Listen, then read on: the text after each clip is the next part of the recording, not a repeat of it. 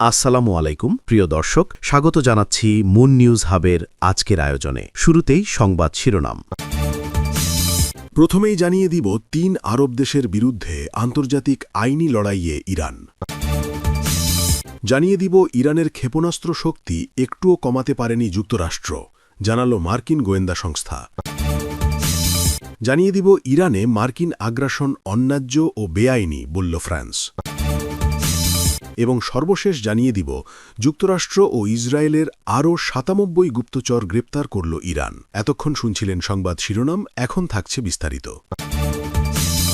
জাতিসংঘে ইরানের স্থায়ী প্রতিনিধি আমির সাইদ ইরাভানি সম্প্রতি ইউনাইটেড নেশনসের মহাসচিব এবং নিরাপত্তা পরিষদের প্রেসিডেন্টের কাছে একটি গুরুত্বপূর্ণ আনুষ্ঠানিক চিঠি পাঠিয়েছেন।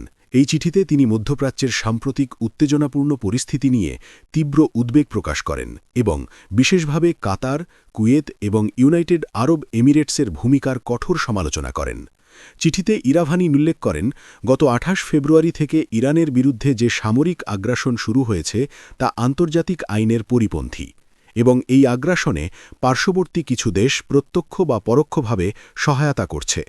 তার দাবি অনুযায়ী কাতার সহ কয়েকটি দেশ তাদের ভূখণ্ড ও সামরিক স্থাপনা ব্যবহার করতে দিয়েছে, যার ফলে আক্রমণকারীরা সহজেই ইরানের ওপর হামলা চালাতে সক্ষম হয়েছে। ইরান এর আগেও ৩, ৭, ৯ ও ১৬ মার্চ একই বিষয়ে একাধিক চিঠি পাঠিয়েছিল, যা এই অভিযোগের ধারাবাহিকতা হিসাবে বিবেচিত হচ্ছে।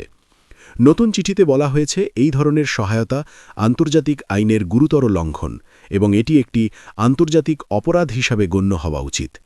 ইরান দাবি করেছে, এই হামলার ফলে হাজার হাজার বেসামরিক মানুষ ক্ষতিগ্রস্ত হয়েছে এবং গুরুত্বপূর্ণ অবকাঠামো ধ্বংস হয়েছে। ইরাভানি আরও জোর দিয়ে বলেন, আন্তর্জাতিক সম্পর্কের মৌলিক নীতি, বিশেষ করে সার্বভৌমত্বের প্রতি সম্মান এবং সুপ্রতিবেশী সুলভ আচরণ এই ঘটনায় চরমভাবে লঙ্ঘিত হয়েছে। তার মতে, পারস্যগুপ্ত সাগরীয় অঞ্চলে স্থিতিশীলতা বজায় রাখার জন্য যে পারস্পরিক আস্থা প্রয়োজন তা এই পদক্ষেপের কারণে মারাত্মকভাবে ক্ষতিগ্রস্ত হয়েছে। চিঠির একটি গুরুত্বপূর্ণ অংশে ইরান তার আত্মরক্ষার অধিকার পুনর্ব্যক্ত করে।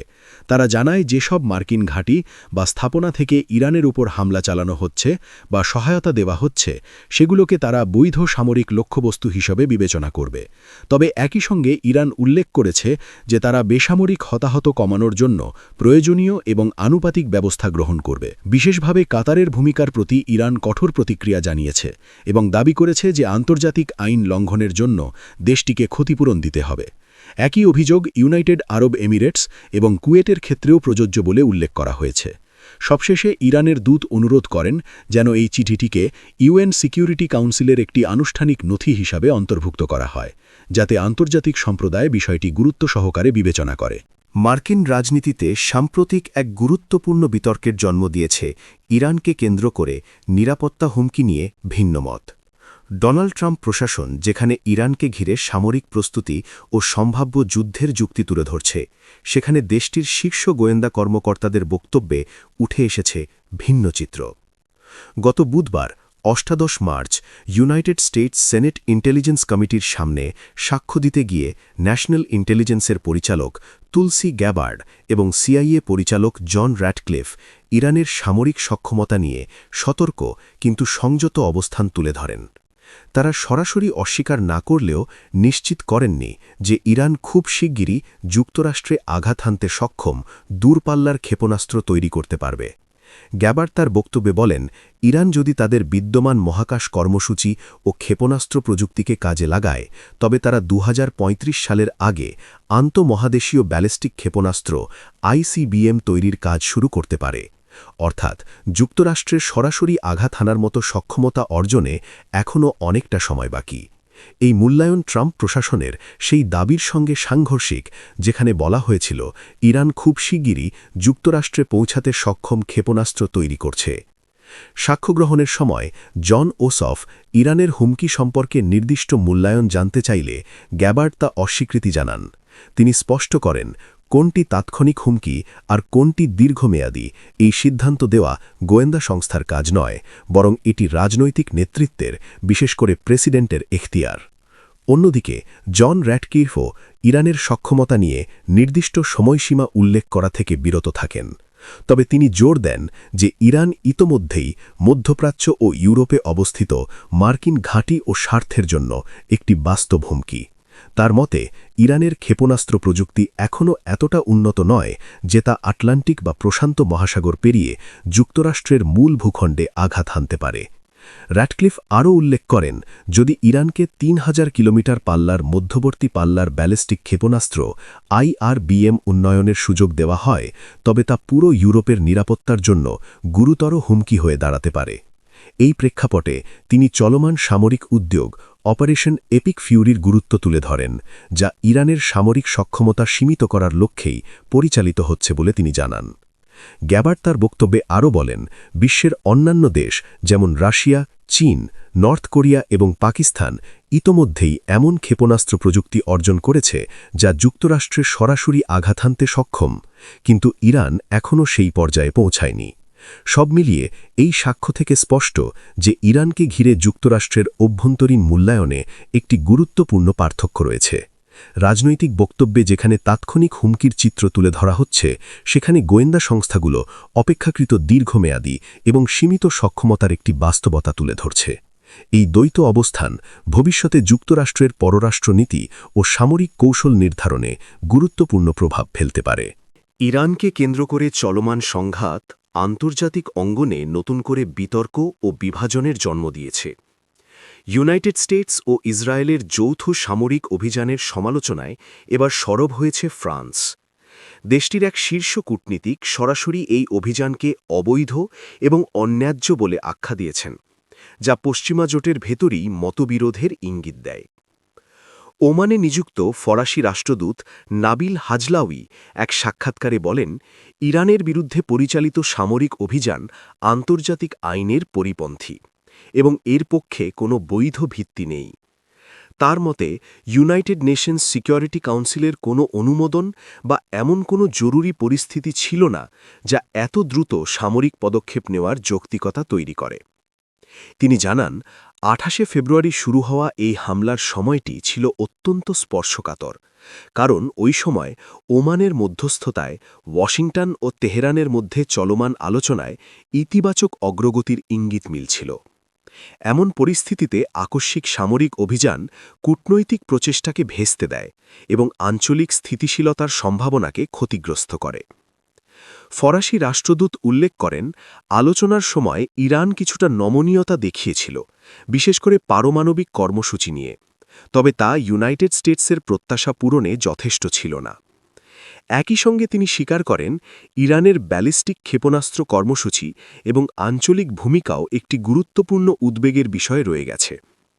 হাজলাউই ইঙ্গিত দেন যে এই যুদ্ধের পেছনে ইসরায়েলের প্রভাব উল্লেখযোগ্য হতে পারে। তার ভাষায়, দীর্ঘ আলোচনার পরিবর্তে সামরিক সমাধানের দিকে ঝোঁক তৈরিতে ইসরায়েল ভূমিকা রেখেছে বলে প্রতীয়মান হচ্ছে, যদিও তিনি স্বীকার করেন এই সিদ্ধান্ত গ্রহণের অভ্যন্তরীণ প্রক্রিয়া সম্পর্কে তিনি সরাসরি অবগত নন। এদিকে যুদ্ধ শুরুর পর হরমুজ প্রণালীকে কেন্দ্র করে নতুন উদ্বেগ তৈরি হয়েছে। এটি বিশ্বের অন্যতম গুরুত্বপূর্ণ জ্বালানি পরিবহন পথ, যার মাধ্যমে বৈশ্বিক তেল ও গ্যাসের বড় একটি অংশ পরিবাহিত হয়।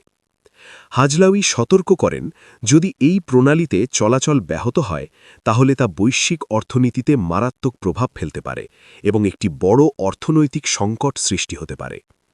ফ্রান্স যদিও আঞ্চলিক নিরাপত্তা নিশ্চিতে প্রতীকী সামরিক উপস্থিতি বজায় রেখেছে, তবে তারা সরাসরি এই যুদ্ধে জড়াতে অনাগ্রহী। দেশটি পরিস্থিতি পর্যবেক্ষণ করছে এবং মিত্রদের সঙ্গে সমন্বয় রেখে কূটনৈতিক সমাধানের পথ খুঁজছে। হাজলাউই আরও সতর্ক করেন যে যদি ইউনাইটেড স্টেটস সরাসরি স্থল অভিযান শুরু করে তাহলে তা পরিস্থিতিকে সম্পূর্ণ নতুন মাত্রায় নিয়ে যাবে। তার মতে এটি শুধু সামরিক নয়, রাজনৈতিকভাবেও একটি বড় ঝুঁকি হবে এবং অন্তহীন যুদ্ধ এড়ানোর ঘোষিত নীতির পরিপন্থী হবে। সবশেষে তিনি উল্লেখ করেন যে সাম্প্রতিক ঘটনাবলীর ফলে আন্তর্জাতিক সহযোগিতা ও বহুপাক্ষিকতার ধারণা ক্ষতিগ্রস্ত হচ্ছে, বিশেষ করে ইউনাইটেড নেশনস কেন্দ্রিক বৈশ্বিক কাঠামোর বাইরে বিকল্প প্ল্যাটফর্ম তৈরির প্রবণতা বিশ্ব ব্যবস্থাকে আরও বিভক্ত করে তুলতে পারে। সার্বিকভাবে ফ্রান্সের এই অবস্থান স্পষ্ট করে যে ইরানকে কেন্দ্র করে চলমান সংঘাত শুধু আঞ্চলিক নয়, বরং বৈশ্বিক কূটনীতি ও শক্তির ভারসাম্যের ওপর গভীর প্রভাব ফেলছে। ইরানে চলমান নিরাপত্তা পরিস্থিতির মধ্যে দেশটির গোয়েন্দা সংস্থাগুলো ব্যাপক অভিযান চালিয়ে একাধিক ব্যক্তিকে গ্রেফতার করেছে বলে জানিয়েছে ইরানিয়ান মিনিস্ট্রি অফ ইন্টেলিজেন্স। মন্ত্রণালয়ের সাম্প্রতিক বিবৃতিতে বলা হয়েছে, ইউনাইটেড স্টেটস ও ইসরায়েলের হয়ে কাজ করার অভিযোগে নতুন করে আরও ৯৭ জনকে আটক করা হয়েছে। ইরানের রাষ্ট্রীয় সম্প্রচার মাধ্যম IRIB-তে প্রকাশিত তথ্য অনুযায়ী আটক ব্যক্তিরা দেশজুড়ে অস্থিরতা সৃষ্টির পরিকল্পনা করছিল এবং কিছু ক্ষেত্রে হত্যাকাণ্ডের ষড়যন্ত্রেও জড়িত ছিল বলে দাবি করা হয়েছে। মন্ত্রণালয়ের ভাষ্যমতে এই নেটওয়ার্কগুলো সংঘবদ্ধভাবে কাজ করছিল এবং তাদের কার্যক্রম ছিল অত্যন্ত সুসংগঠিত। গ্রেফতার হওয়া ব্যক্তিদের মধ্যে দক্ষিণ পূর্বাঞ্চল থেকে ১৩ জনকে আটক করা হয়েছে, যা ইঙ্গিত করে যে দেশের বিভিন্ন অঞ্চলে এই ধরনের নেটওয়ার্ক সক্রিয় ছিল। একই সঙ্গে ইরানি কর্তৃপক্ষ জানিয়েছে, দক্ষিণ পশ্চিমাঞ্চলে ইরাক সীমান্তের কাছাকাছি এলাকায় ৫টি সশস্ত্র ভাড়াটে চক্রকে নির্মূল করা হয়েছে। এই চক্রগুলো বিদেশি শক্তির সহায়তায় নাশকতামূলক কর্মকাণ্ড পরিচালনার প্রস্তুতি নিচ্ছিল বলে দাবি করা হয়েছে। এর আগে উত্তরাঞ্চলের আলবর্জ প্রভিন্সে অভিযান চালিয়ে আরও ৪১ জনকে গ্রেফতার করা হয়েছিল। তাদের বিরুদ্ধে অভিযোগ ছিল তারা যুদ্ধ সংক্রান্ত ভিডিও ও সংবেদনশীল তথ্য শত্রুভাবাপন্ন নেটওয়ার্কে পাঠাচ্ছিল, যা দেশের নিরাপত্তার জন্য গুরুতর হুমকি হিসেবে বিবেচিত হয়েছে। এদিকে ইরানের অধাসামরিক বাহিনী ইসলামিক রেভলিউশনারি গার্ড কর্পস বা IRGC জানিয়েছে, সংঘাত শুরু হওয়ার পর থেকে এখনও পর্যন্ত মোট ১৭৮ জন গুপ্তচরকে আটক করা হয়েছে। এই তথ্য নিশ্চিত করেছে মেহের নিউজ এজেন্সি। IRGCর মতে আটককৃতদের একটি বড় অংশ সরাসরি বিদেশি গোয়েন্দা সংস্থার সঙ্গে যোগাযোগ রক্ষা করছিল। IRGCর দাবি অনুযায়ী এসব ব্যক্তি গুরুত্বপূর্ণ স্থাপনার তথ্য সংগ্রহ করে বিদেশে পাঠাচ্ছিল। বিশেষ করে রেড ক্রেসেন্টের কেন্দ্র, মার্শালিক চেকপোস্ট এবং কৌশলগত স্থাপনার ছবি ও লোকেশন তারা শেয়ার করছিল। এই তথ্য ব্যবহার করে সম্ভাব্য হামলার লক্ষ্য নির্ধারণ করা হচ্ছিল বলে অভিযোগ করা হয়েছে। আটককৃতদের কাছ থেকে বিভিন্ন ধরনের সরঞ্জাম উদ্ধার করা হয়েছে, যার মধ্যে রয়েছে অস্ত্র, GPS বা লোকেশন শনাক্তকারী ডিভাইস, উন্নত যোগাযোগ যন্ত্র এবং উল্লেখযোগ্য পরিমাণ বিদেশি মুদ্রা। এসব প্রমাণের ভিত্তিতে ইরানি কর্তৃপক্ষ দাবি করছে যে এই নেটওয়ার্কগুলো শুধুমাত্র তথ্য আদান-প্রদানেই সীমাবদ্ধ ছিল না, বরং সক্রিয়ভাবে নাশকতামূলক কর্মকাণ্ড পরিচালনার প্রস্তুতি নিচ্ছিল। তবে এসব অভিযোগ স্বাধীনভাবে যাচাই করা সম্ভব হয়নি এবং আন্তর্জাতিক মহলের পক্ষ থেকে এই বিষয়ে এখনও বিস্তারিত প্রতিক্রিয়া আসেনি। তবুও ইরানের এই কঠোর নিরাপত্তা অভিযান থেকে স্পষ্ট যে দেশটি অভ্যন্তরীণ নিরাপত্তা হুমকিকে অত্যন্ত গুরুত্ব সহকারে দেখছে এবং সম্ভাব্য গুপ্তচর বৃত্তি ও নাশকতার বিরুদ্ধে জিরো টলারেন্স নীতি গ্রহণ করেছে। সার্বিকভাবে সাম্প্রতিক এই গ্রেফতার ও অভিযান ইঙ্গিত দেয় যে ইরানের অভ্যন্তরে নিরাপত্তা পরিস্থিতি আরও জটিল হয়ে উঠছে এবং আন্তর্জাতিক উত্তেজনার প্রভাব দেশটির অভ্যন্তরেও গভীরভাবে পড়ছে।